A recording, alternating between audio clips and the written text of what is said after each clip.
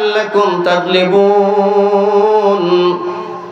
সম্ভবত এই সমস্ত অপকর্ম করলে বিজয়ী হওয়া যাবে, কোরআনের আলো সম্ভবত নিভে যাবে, কোরআনের দাওয়াত বন্ধ হয়ে যাবে। কোথাও যদি কোরআনের তেলাওয়াত হয়, বন্ধ করে দাও সেই তেলাওয়াত। এজন্য আল্লাহ রাসূল যখন মক্কার জমিনে কোরআনে হাকিমের তেলাওয়াত করতেন, মক্কার অসংখ্য মানুষ শুধুমাত্র কোরআনের তেলাওয়াত শুনে কালিমা পড়ে মুসলমান হয়ে গেছে। নবীজি মক্কার মুকাজ বাজারে গিয়ে যখন দাওয়াত দিতেন, তিলাওয়াত করতেন, তেলাওয়াতের সুরের মূর্ছনায়, তেলাওয়াতের গাম্ভীর্যতায় অসংখ্য মক্কার কাফের বিনা দাওয়াতের তেলাওয়াত শুনে কালিমা পড়ে মুসলমান হয়ে গেছে। যে উমর রাসূলকে হত্যা করতে বেরিয়েছিল, সেই উমর গতিপথ পরিবর্তন করে নিজের বোন হযরতে ফাতেমার বাড়িতে গিয়েছে। লোকের কাছে শুনেছে তুমি যে মুহাম্মদকে হত্যা করতে যাও, মুহাম্মদকে মেরে লাভ কি? মুহাম্মাদের ধর্ম তো তোমার বোন গ্রহণ করেছে। আগে যদি মারতে হয় বোন ফাতেমারে মারো, বোন ভগ্নিপতিকে মারো। হযরত ওমর গতিপথ চেঞ্জ করে চলে গেছে নিজের বোনের বাড়িতে, ফাতেমার বাড়িতে। বাড়ির দরজার সামনে গিয়ে হঠাৎ করে থমকে দাঁড়িয়েছে। থমকে দাঁড়িয়ে শুনছে ভিতর থেকে কোরআনের তেলাওয়াতের আওয়াজ আসতেছে। তাহা মা আনজালনা আলাইকাল কুরআনা লিতাশকা ইল্লা তাযকিরাতান লিমান ইয়াখশা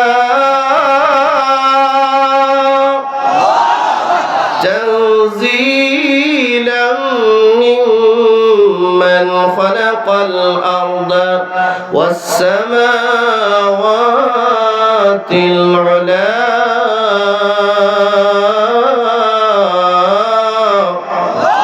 জোরে বলেন আল্লাহু আকবার।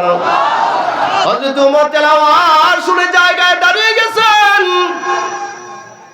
কোরআনের তেলাওয়াতের প্রভাব হযরত ওমরের দেহের মধ্যে যেমন পড়েছে, কোরআন তেলাওয়াতের প্রভাব হযরত ওমরের কলিজার মধ্যে পড়ছে। বাকরুদ্ধ হয়ে গেছেন। চুপ করে দাঁড়িয়ে কিছুক্ষণ তেলাওয়াত শুনলেন। বলে কি?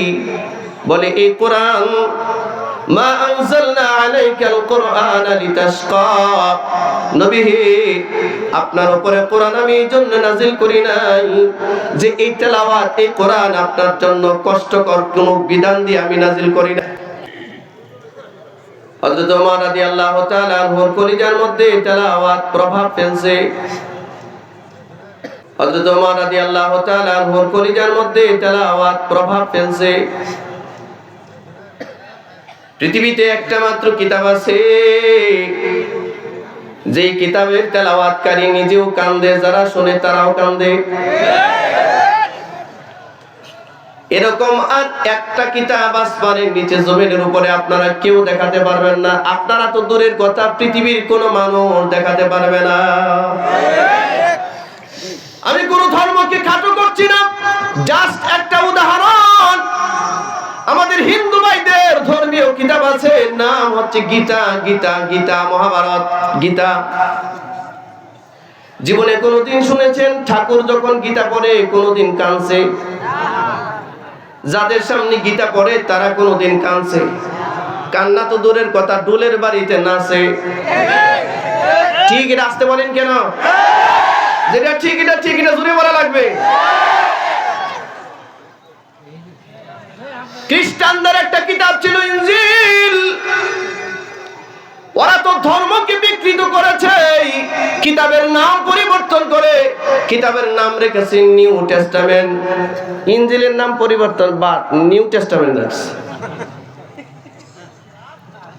আচ্ছা আপনারা বলেন, দুনিয়ার কোন খ্রিস্টান পাদ্রী কোনদিন নিউ টেস্টামেন্ট পড়ে কাঁদছে আর তার শ্রোতারাও কাঁদছে, এমন কোন উদাহরণ আছে? আছে? ইহুদিদের এক ধর্মীয় কিতাব ছিল তাওরাত। তাওরাতের বর্তমান আপডেট নাম হচ্ছে ওল্ড টেস্টামেন্ট, ওরাও নাম পাল্টাচ্ছে। তাওরাতের কোন পাদ্রী কোনদিন তাওরাত পড়ে, ওল্ড টেস্টামেন্ট পড়ে কেঁদেছে আর তার শ্রোতারাও কেঁদেছে, এমন হয় নাকি? বৌদ্ধদের একটা ধর্মীয় কিতাব আছে, নাম ত্রিপিটক। কি পিটক? নাম বললে মনে হয় দাঁত ভেঙে যায় না? ত্রিপিটক। বৌদ্ধদের কোন পাদ্রী ত্রিপিটক পড়ছে আর কেউ কাঁদছে আর পাদ্রী কাঁদছে, এমন একটা দৃষ্টান্ত পৃথিবীর কোন জায়গায় আছে? আর কোরআন পড়ে কারি কাঁদছে, তেলাওয়াতকারী কাঁদছে, ইমাম কাঁদছে, মুসল্লিরাও কাঁদছে। দৃষ্টান্ত কি একটা না হাজারটা? অসংখ্য অসংখ্য অসংখ্য। 2009 সালে আল্লাহ হজের সুযোগ দিয়েছিলেন আমাকে। আমরা হজের সফরে আমার কাফেলায় বাংলাদেশি কিছু মুরব্বী চাচারা ছিলেন। হেরেমের চত্বরে যখন এশার সালাত আদায় করছিলাম, হেরেমের ইমাম শেখ আব্দুর রহমান আস-সুদাইসি হাফিজাহুল্লাহ তেলাওয়াত, এশার নামাজের ইমাম শেখ আব্দুল্লাহ আল আওয়াদ আল জোহানি হাফিজাহুল্লাহ, কি তেলাওয়াত! তেলাওয়াতের প্রভাবে মুসল্লিরা অর্থ বুঝে না, কিন্তু কাঁদতেছে আর কাঁদতেছে। নামাজে কাঁদছে আর কাঁদতেছে। জিজ্ঞাসা করি, চাচা অর্থ তো বুঝলেন না, কি বললো, কি বুঝলেন? বলে, বাবা অর্থ বুঝি না, কিন্তু কেমন জানি কানে আওয়াজ আসে আর কলিজায় বাড়ি মারে। আর আসতে বলেন আল্লাহু আকবার। আল্লাহ তাআলা বলেন, ইন্নামাল মুমিনুনা আল্লাযীনা ইযা যুকিরাল্লাহ। মুমিনদের পরিচয়, ঈমানদারদের পরিচয়, ঈমানদারদের আলামত বলতে গিয়ে আল্লাহ তাআলা বলেন, ঈমানদারদের সামনে যখন আল্লাহর কালামের আলোচনা হয়, জিকির হয়, আল্লাহ তাআলার স্মরণের আলোচনা হয়, আল্লাহর জিকির আজকার হয়, ওয়াজিলাত কুলুবুহুম, ঈমানদারদের অন্তরটা বিগলিত হয়ে যায়, নরম হয়ে যায়। সুবহানাল্লাহ। মাঝে মাঝে নরম হয়ে চোখ দিয়ে পানি বের হয়ে যায়। وَإِذَا تُلِيَتْ عَلَيْهِمْ آيَاتُهُ زَادَتْهُمْ إِيمَانًا। আল্লাহ বলেন, মুমিনদের 2 নাম্বার আলামত, তাদের সামনে যখন আল্লাহর কালামের তেলাওয়াত করা হয়, তখন তাদের ঈমান শুধু বাড়ে আর বাড়ে আর বাড়ে। ঈমান বাড়ে না? আর কাফেররা বলে এই কোরআন শোনা যাবে না। وقال الذين كفروا لا تسمعوا لهذا القرآن। কাফেররা বলে কোরআন শোনা যাবে না। ওয়ালগাউ ফীহি, হট্টগোল করতে হবে, চিৎকার করতে হবে, পণ্ড করে দিতে হবে, বন্ধ করে দিতে হবে এই আয়োজন। আর আল্লাহ কোরআনে কারিমে বলেন, অন্য জায়গায় ঈমানদারদের উদ্দেশ্যে বলেন, ওয়াইদা কুরিআল কুরআন ফাসতামিউ লাহু ওয়া আনসিতু লাআল্লাকুম তুরহামুন। এই ঈমানদাররা, তোমাদের সামনে যখন কোরআনের তেলাওয়াত হয়, যখন কোরআনের পাঠ তোমাদের সামনে হয়, তখন অত্যন্ত গভীর মনোযোগ সহকারে চুপ করে কোরআনের তেলাওয়াত শোনো। সুবহানাল্লাহ। শুধুই কি কোরআনের তেলাওয়াত শুনবা? এখানে তেলাওয়াতের মুরাদ, তেলাওয়াতের অর্থ তাফসীরের কিতাবে আসছে। এক তো বাহ্যিক তেলাওয়াত, 2 নম্বরে কোরআনে কারীমের হালাল হারামের বিধান। কোরআনে হাকিমের ভিতরে আল্লাহ তাআলা যত হালাল হারামের বিধান দিয়েছেন, যত আদেশ করেছেন, যত নিষেধ করেছেন, এই আদেশ আর নিষেধ মানার ক্ষেত্রে কোনো ধরনের দ্বিমত পোষণ করা যাবে না। এটা আমার পক্ষে গেলেও করা যাবে না, বিপক্ষে করা যাবে না। যদি এইটা হয় তাহলে তোমাদের উপরে লাআল্লাকুম তুরহামুন, তোমাদের উপরে আল্লাহর পক্ষ থেকে রহম আসবে, দয়া আসবে, সাকিনা আসবে। যেই জনপদে কোরআন নাই, এই জনপদে 100 তলা বিল্ডিং থাকলেও শান্তি নাই, ঠিক কিনা জোরে বলেন? যেই জনমানুষের হৃদয়ে কোরআন নাই, এই মানুষের হাজারো কোটি টাকার মালিক হলে হৃদয়ের শান্তি নাই। যেই ঘরে কোরআন নাই, কোরআনের তেলাওয়াত নাই, কোরআনের বিধিবিধানের কোনো ভ্রুক্ষেপেই তারা করে না, এই ঘরের ভিতরে আল্লাহর দেওয়া কোনো সাকিনা আর রহমত নাই। এটা একটা মৃত মানুষের মতো, মৃত ঘর, কবরের মতো। আশ্চর্য হবেন, সারা পৃথিবীতে বেঈমান কাফেরদের বিভিন্ন ধর্মীয় কিতাব, যেমন আমাদের হিন্দু ভাইদের গীতা, দুনিয়ার কোথাও আগুন দিয়ে পড়িয়েছে, এর কোন দৃষ্টান্ত আছে? আচ্ছা, একটা পাকা দিয়ে যদি দাঁড় করে দেন বলো। গীতা দুনিয়ার কোথাও আগুন লাগাইছে আপনারা শুনছেন? ভাই জুড়ে বলেন তো, শুনছেন কেউ? দেখছেন কোনোদিন? কোন মিডিয়ায় শুনেছেন? না, নাই। খ্রিস্টানদের ধর্মীয় কিতাব, ইহুদিদের ধর্মীয় কিতাব, ওল্ড টেস্টামেন্ট, নিউ টেস্টামেন্ট আগুন দিয়ে পোড়াইছে, এর কোনো দৃষ্টান্ত পৃথিবীতে নাই। বৌদ্ধদের ধর্মীয় কিতাব ত্রিপিটক আগুন দিয়ে দুনিয়ার কোথাও কেউ পোড়াইছে, এর কোনো ইতিহাস নাই।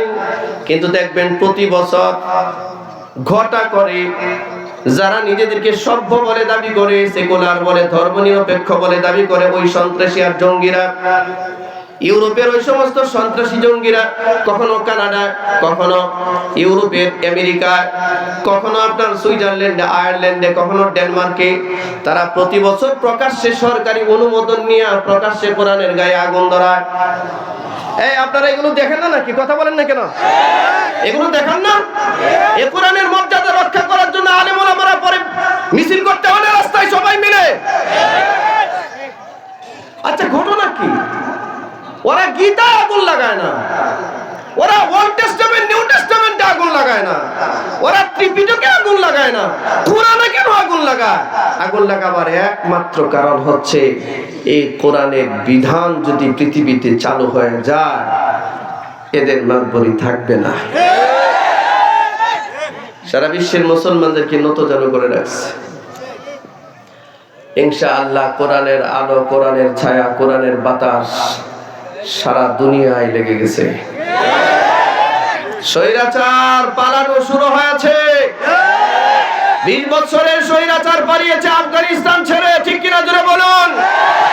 এরপরে স্বৈরাচার পালিয়েছে শ্রীলঙ্কা থেকে, এরপরে স্বৈরাচার পালিয়েছে বাংলাদেশ থেকে, এরপরে স্বৈরাচার পালিয়েছে সদ্যমাত্র 2 দিন হলো সিরিয়া থেকে, আগামীতে স্বৈরাচার পালাবে মিশর থেকে। ইনশাআল্লাহ বলে। এই আসতে বললেন কেন? ইনশাআল্লাহ জোরে বলেন ইনশাআল্লাহ। স্বৈরাচার পালাবার মিছিল শুরু হয়েছে, মিছিল। যতই কোরআনের মানে কোরআনকে দমিয়ে রাখবার চেষ্টা করা হয় না কেন, কোরআনে আগুন লাগায়া দেয়, তো সারা দুনিয়া হইচই শুরু হয়। দুনিয়ার সমস্ত বেঈমান যারা আছে, এরা এই স্কুল কলেজের ইউনিভার্সিটির ছেলেমেয়েরা চিন্তা করে, কিরে এটা কি এমন একটা কিতাব যে এটার মধ্যে আগুন লাগাইলে সব মানুষ দিকে রাস্তায় নেমে মিছিল করে? তো এটা একটু জানা দরকার। তো এখন এই অক্সফোর্ড, হার্ভার্ড, কেমব্রিজ, সারা ওয়ার্ল্ডের সবচেয়ে দামি দামি যে ইউনিভার্সিটিগুলো, এই ইউনিভার্সিটির অধ্যাপক, সাধারণ শিক্ষক, শিক্ষার্থী এটা যখন পড়া শুরু করে, পরে পরে নিজে স্বেচ্ছায় কালিমা পড়ে মুসলমান হয়। মাঝে মধ্যে আগুন লাগালির মধ্যে হয়তো আছে। ওরা কোরআনে আগুন লাগাই দেয়া সারা দুনিয়া বিনা শব্দে দাওয়াত পৌঁছায় দেয়। আলহামদুলিল্লাহ বলবেন না? আচ্ছা, এখন কথা হচ্ছে, ওরা গীতায় আগুন না লাগায়া, ওরা ত্রিপিটকে আগুন না লাগায়া, এরা ওল্ড টেস্টামেন্ট, নিউ টেস্টামেন্টে আগুন না লাগায়া, এরা কোরআনে আগুন লাগায়। কারণ কি? এদের মূল সমস্যা হচ্ছে আবু জাহেলের যে সমস্যা ছিল, এদেরও একই সমস্যা। কথা বলেন না কেন? আমাদের সমাজ সমাজে সিভিল সোসাইটি নামে এক ধরনের সভ্য নামক অসভ্য বর্বর কিছু শিক্ষিত নামক মূর্খ আছে সমাজে। এই মূর্খগুলো দেখবেন কোরআনের কোনো বিধিবিধান সামনে আসলে বড় এইবার ইম্পসিবল। আমি কিছুদিন আগে, কয়েক বছর আগে ঢাকা বিশ্ববিদ্যালয়ের অধ্যাপকের একটা টক শো দেখছিলাম। এই টাকলায় মাথায় কিছু নাই, তা আপনার টকশোর মধ্যে বলতেছে, আচ্ছা এদেশের মোল্লা মৌলবীরা যে বলে দেশে ইসলামী রাজনীতি করতে হবে, দেশে ইসলাম কায়েম করে ফেলতে হবে, দেশে এই করতে হবে সেই করতে হবে, এটা সঞ্চালককে বলছেন, আপনি বলেন তো বাংলাদেশে কি কোরআনের আইন চালু করা সম্ভব? সঞ্চালককে জিজ্ঞাসা করতেছে, কারে? টাকলায় জিজ্ঞাসা করে সঞ্চালক রে। তো সঞ্চালক বলে, এটা আমি উত্তর দিব কেন? উত্তর তো আপনারা দিবেন, আপনারা আসছেন। তো সে বলতেছে, দেখেন কোরআন মাজিদে একটা আয়াত আছে, ওয়াসারিকু ওয়াসারিকাতু ফাকতাউ আইদিয়াহুমা, চোর পুরুষ চোর নারী যদি চুরি করে শরীয়তের আদালতে প্রমাণিত হয়, সাব্যস্ত হয় চোর, তাহলে ওর হাত কেটে দাও। কি কেটে দাও? আচ্ছা বলেন তো দেখি, এইটা কি বাংলাদেশে আদৌ বাস্তবায়ন করা সম্ভব? আচ্ছা এই বিশাল অডিয়েন্স, এই বিশাল জনতা, আপনারা বলেন তো এটা বাস্তবায়ন সম্ভব না অসম্ভব? কারা মনে করেন সম্ভব? এটা কারা মনে করেন? এই যারা জাতীয় সংসদে আউল বাউল ফাউলের মতো মমতাজকে নিয়ে গান বাজাইছে, ওরা শুধু এটা মানতে পারে না। ঠিক কিনা জোরে বলুন? ওরা এই জাতিকে শব্দ শুনিয়েছিল আমাদের জাতীয় সংসদ নাকি পবিত্র সংসদ, আমাদের জাতীয় সংসদ নাকি মহান সংসদ। আচ্ছা মহান সংসদ বুঝলাম, পবিত্র বুঝলাম, তাহলে এরকম গায়িকা নায়িকা আউল বাউল ফাউলদের কি নিয়ে এই পবিত্র জায়গায় গানের আড্ডা কেনা বসেছিল?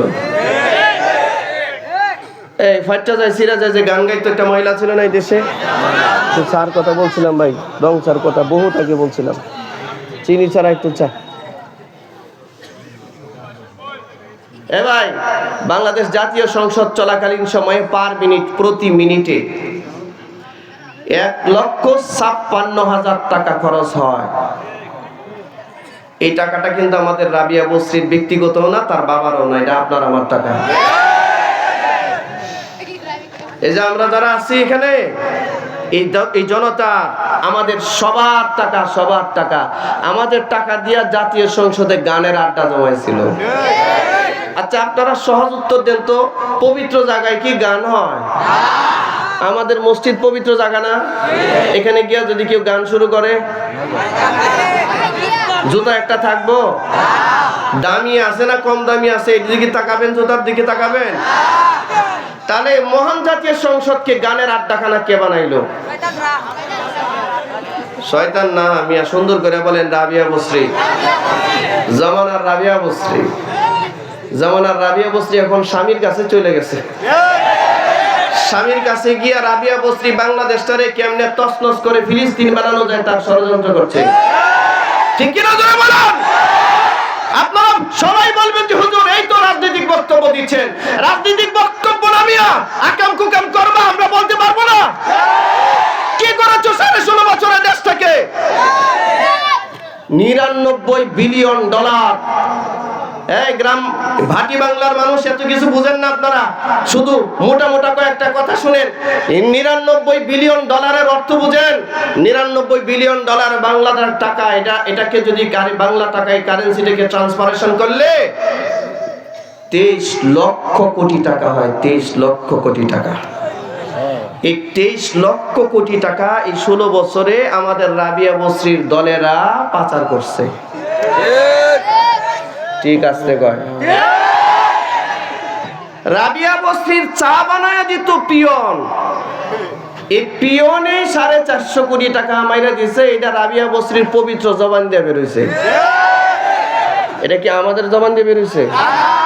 বিরক্ত হইতেছে নাকি? তো আবার রাগে টাগে যাইতেছেন নাকি? সমস্যা হইতেছে? একটু ব্যথা লাগতেছে কিছু কিছু মানুষের। ব্যথা কিছু লাগুক, সমস্যা নাই তো, লাগুক ব্যথা। ঠিক কিনা জুড়ে বলেন? একটু ব্যথা তো লাগারও দরকার আছে। 450 কোটি টাকা তার পিয়ন মেরে দিয়েছে। গতকাল কেমন মাহফিল ছিল ওই পিয়নের এলাকায়, নোয়াখালী চাটখিলি। এই পিয়নে পিয়ন কি বুঝেন না? পিয়ন কিরা? এটা চা বানায়, জুতা ঠিক করে, এটা ওইটা করে, ফুটবল মাস করে আর কি। পিয়নে হেলিকপ্টারটা চলতো, ওনার পিয়ন হেলিকপ্টারে চলতো, এটা সমস্যা না। কিন্তু আল্লামা শাহ আহমদ শফী হেলিকপ্টারে চলছিল, এটা নিয়ে সংসদ গরম করে নিয়েছিল। কথা বলেন না কেন আপনারা? এই যে অন্যায়, এই যে স্বৈরাচার, এই যে অপরাধ, আল্লাহ বলেন কত গালি তো আলেমদেরকে দিলি। কিছু বললেই তেতুল হুজুর, কিছু বললেই রাজাকার, কিছু বললেই পাকিস্তানের প্রেতাত্মা, কিছু বললেই আল বদর, আল শামস। আল্লাহ বলেন এগুলো করে আলেমদের ইজ্জত মারতে চাস, তোরে এইরকম একটা শব্দ দিয়ে জবাই করবো আমি।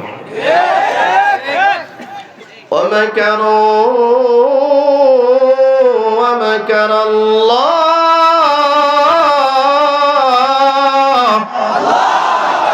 والله خير الماكرين।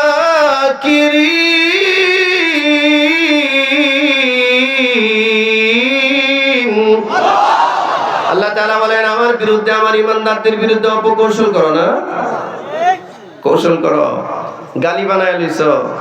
হ্যাঁ, আলেমদেরকে তেতুল হুজুর বলে গালি দাও। জামানার শ্রেষ্ঠ এক বুজুর্গ,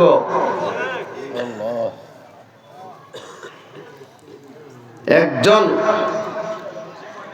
মান আদালি ওলিয়ান ফাকাদ আযানতুহু বিল হারব, যে আল্লাহর ওলিদের সাথে দুশমনি করে ও তো আল্লাহর সাথে যুদ্ধ ঘোষণা করে। আমার প্রিয় ভাইরা, অপকৌশলের শব্দগুলো ছিল এরকম, এই শব্দ বোমাগুলো রাজাকার, আল বদর, আল শামস, পাকিস্তানের প্রেতাত্মা, হাবিজাবি, এই সমস্ত গালি।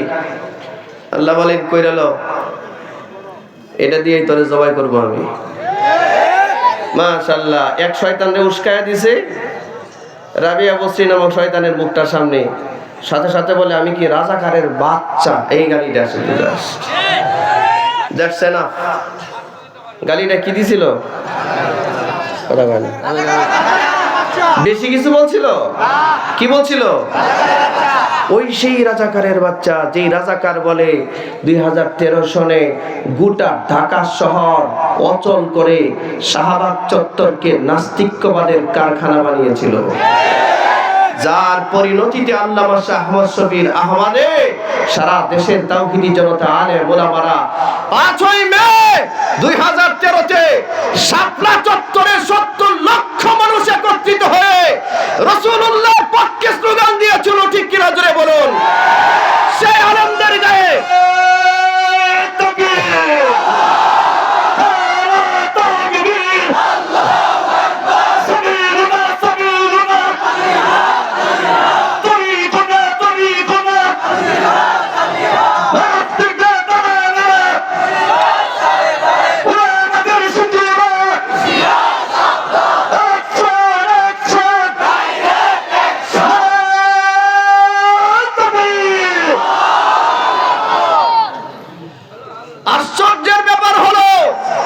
নির্বিচারে 5ই মে রাতে অপারেশন মিডনাইট নাম দিয়ে সারা বিশ্বের মিডিয়াগুলোকে নিষ্প্রভ করে, নিস্তেজ করে, এমনকি আল জাজিরার মতো, বিবিসির মতো, সিএনএন এর মতো মিডিয়াগুলোকে বন্ধ করে দিয়ে ঢাকা শহরের সমস্ত লাইটগুলো অফ করে অপারেশন মিডনাইটের নাম দিয়ে নির্বিচারে তাওহীদি জনতার উপরে, আলেমদের উপরে গুলি চালিয়ে শত শত আলেম হাফেজকে হত্যা করেছিল।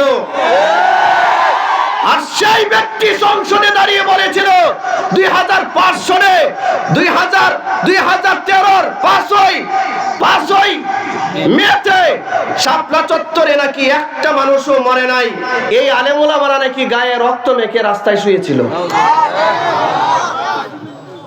এই রকম মিথ্যাচার ফেরাউনও কোনোদিন করে নাই, আবু জাহেলও করে নাই, উতবা সাহেবারা করে নাই। মানে সীমা লঙ্ঘন কারে বলে? এইভাবে সীমা লঙ্ঘন করেছিল। কোন আলেম নাকি মারা যায় নাই। এই আলেমদের মরার তালিকা বের হয় নাই এখন? মরার তালিকা বের হয় নাই? আমার প্রিয় ভাইরা, এটা আপনারা কেউ মনে করতে পারেন হুজুর আপনি রাগ করে বলতেছেন, কোন রাজনৈতিক বক্তব্য দিচ্ছেন। রাজনৈতিক বক্তব্য না ভাই, এগুলো মিথ্যাচারের জবাব দেওয়ার সময় এসেছে এখন। ঠিক কিনা জোরে বলুন? এই মিথ্যাচারের জবাব দেওয়ার সময় এসেছে। এই মিথ্যাবাদীদের পাশে আবার এই দেশের কিছু নতুন করে জ্বালানো শয়তান সমর্থন করার চেষ্টা করছে। অস্তিত্ব থাকবে না ইনশাআল্লাহ। আমরা এই বাতিলের সাথে আর আপোষ করতে রাজি না। 16টা বছর যাবৎ যারা ভারতের এই রাম বাম এই ভারতের দাদা বাবুদের কাছে দেশটাকে ইজারা দিয়েছিল, আমরা এই বাংলাদেশের 56,000 বর্গ মাইলের 1 ইঞ্চি জমি আর ভারতের কাছে ইজারা দিব না। আমরা ভারতের বিরুদ্ধে সর্বস্ব নিয়ে আমাদের স্বাধীনতা, একটা স্বাধীন রাষ্ট্রে এরকম পরাধীনতার সহিত একটা রাষ্ট্র চলতে পারে না। ভারতের দাদাগিরি এই দেশে আর চলতে দেওয়া হবে না। ঠিক কিনা জোরে বলেন? এই ভারত আমাদেরকে যুদ্ধের ভয় দেখাচ্ছে, ভারত আমাদেরকে মরণের ভয় দেখাচ্ছে। আমি আপনাদের কাছে জানতে চাই, ভারত যদি বাংলাদেশের উপরে যুদ্ধ চাপিয়ে দেয়, ভারত যদি আমাদের গায়ের উপরে ঘাড়ের উপরে যুদ্ধ চাপিয়ে দেয়, আপনারা কি চুপ করে বসে থাকবেন? নিজের মাতৃভূমি রক্ষায়, নিজের দেশ রক্ষায়, নিজের জমিন রক্ষায়, নিজের দেশের মানচিত্র রক্ষায় আবারও যদি 71-এর হাতিয়ার হাতে নিতে হয়, কারা কারা প্রস্তুত আছেন ইনশাআল্লাহ?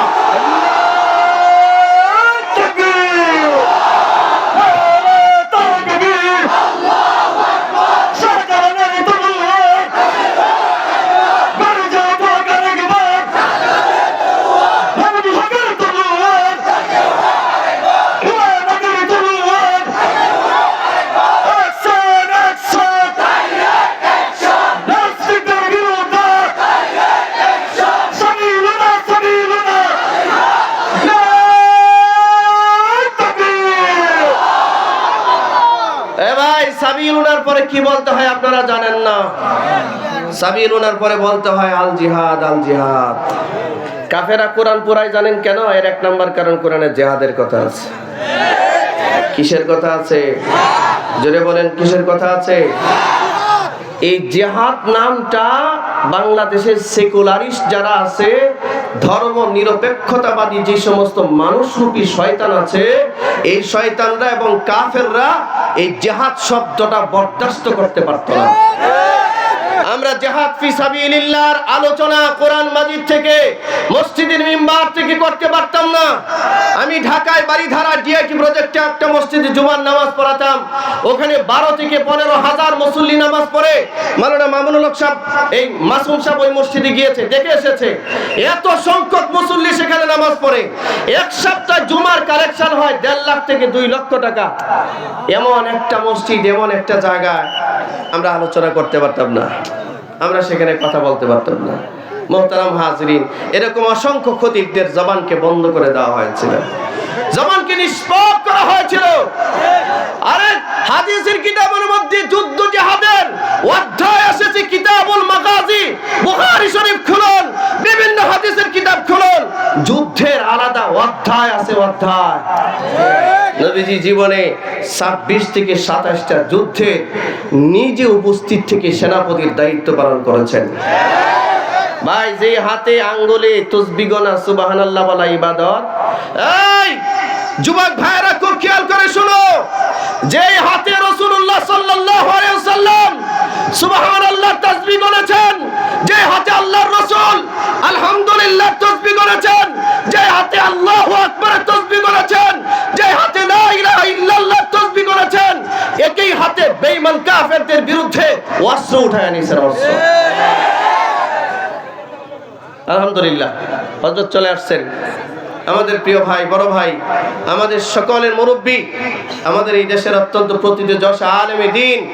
আমরা যার তাফসীর শুনে, যার আলোচনা শুনে অত্যন্ত বিমোহিত এবং মুগ্ধ সারা দেশ। হযরত চলে আসছেন, উনি এখন আলোচনা করবেন। আমি আমার আলোচনা শেষ করে দিচ্ছি। আমি মনে করেছিলাম হযরত বারহাট্টার জেমে পড়বে, পড়ছেন না? আল্লাহ বাঁচাচ্ছে, এই জন্য আমার সময় কমে গেছে। মাসুম সাহেব বলছিলেন অন্তত 1.5 ঘন্টা, তা আমি সেই অনুযায়ী আলোচনা চালাচ্ছিলাম। উনি বারহাট্টার জ্যামে পড়ে নাই। আমাদের বারহাট্টা এবং নেত্রকোনা ইমানদারি একটা জ্যাম আছে এখন, এটা গেলেই লাগবে। এক সাইড কাজ করতেছে আর এক সাইড বন্ধের পরে সারে। আমি ভাবছিলাম অন্তত আধা ঘন্টা তো 40 মিনিট। ও উনি বাইপাসে চলে আসছে, বুদ্ধি আছে আলহামদুলিল্লাহ। তা আমি ছিলাম ওখানে, ভাবছিলাম সময় পাবো, এখন আমার সময় শেষ। শেষ মেসেজ আপনাদের প্রতি, রাসূলুল্লাহ সাল্লাল্লাহু আলাইহি সাল্লামের গায়ে যতগুলো যুদ্ধ চাপিয়ে দেওয়া হয়েছিল নবীজি সবগুলোর প্রতিরোধ করেছেন, ঠিক কিনা জুড়ে বলেন। আজকে আর সেদিকে বয়ানে যেতেই পারলাম না আয়াতের মূল আলোচনায়। আমি শুধু এতটুকু মেসেজ দিতে চাই, রাসূল ফতহে মক্কার পরে, মক্কা বিজয়ের পরে 10,000 সাহাবী সহ বিনা রক্তপাতে মক্কা বিজয় হয়েছে। আল্লাহ রাসূল সাল্লাল্লাহু আলাইহি সাল্লাম স্বস্তির একটা নিঃশ্বাস ফেললেন।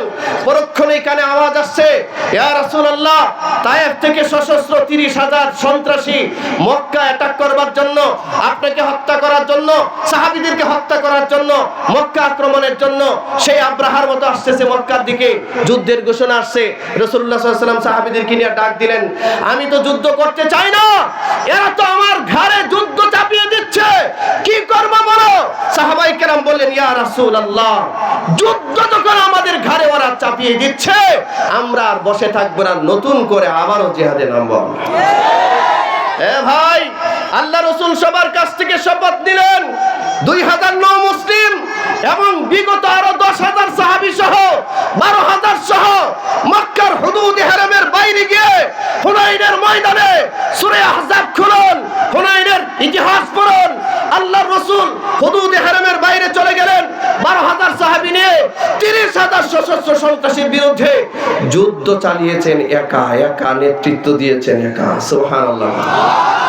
আমরা বলতে চাই, বাংলাদেশের ঘাড়ে যদি আমাদের ইন্ডিয়ার দাদা বাবুরা যুদ্ধ চাপিয়ে দেওয়ার কোনো অপচেষ্টা অপকৌশল করে, আমরা আমাদের যা কিছু আছে তা নিয়ে একটা প্রতিরোধ করব। কারা কারা একটু হাত দেখান ইনশাআল্লাহ।